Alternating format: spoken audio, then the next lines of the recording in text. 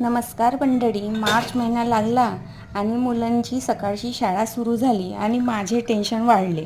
कसं ते मी सांगते, पण त्या अगोदर मी चहा पिऊन घेते. सकाळी सकाळी चहा पिल्याशिवाय मम्मीला एनर्जी येत नाही. आणि त्यानंतर मी मग मुलींचे कामं आवरायला घेते. अगोदर मी मुलींचे डबे भरून घेते. कधी कधी सकाळी खूप घाई होत असते, त्याच्यामुळे मी काही काही ऑप्शन घरी आणून ठेवलेले असते. बघा,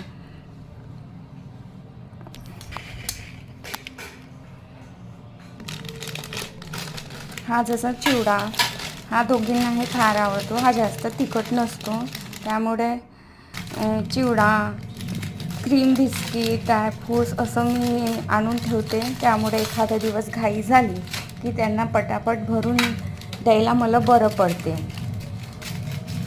कारण सकाळी सकाळी दोघींना पण जावं लागते, त्यामुळे माझी सकाळी सकाळी गडबड होत असते थोडी. दोघींच्या आवडीचा नाश्ता वेगवेगळा असल्यामुळे तिला वेगळा असं मला करावं लागते. दोघींचे डबे भरून तयार झालेली आहे.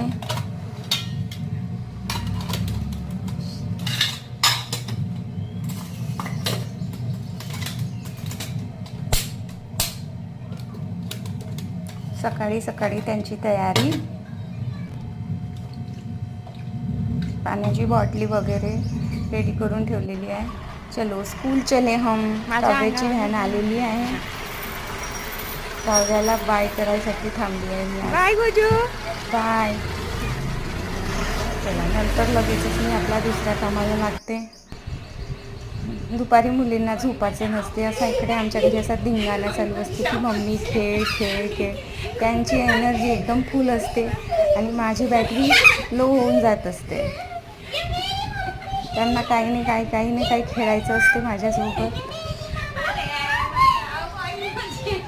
अशी मजा मस्ती आमची चालली असते दुपारला. मग सायंकाळ झाली. आमच्या बाजूला अशी रेती पडलेली आहे, तिथे दोघी जणी किल्ले बनवतो म्हणून आज गेल्या होत्या बरं. आणि इकडे जानूचं काम बिघडवण्याच्या प्रयत्नात आहे. त्यानंतर जानूला पिझ्झा खायला घेऊन गेली होती आज खूप दिवसांनी.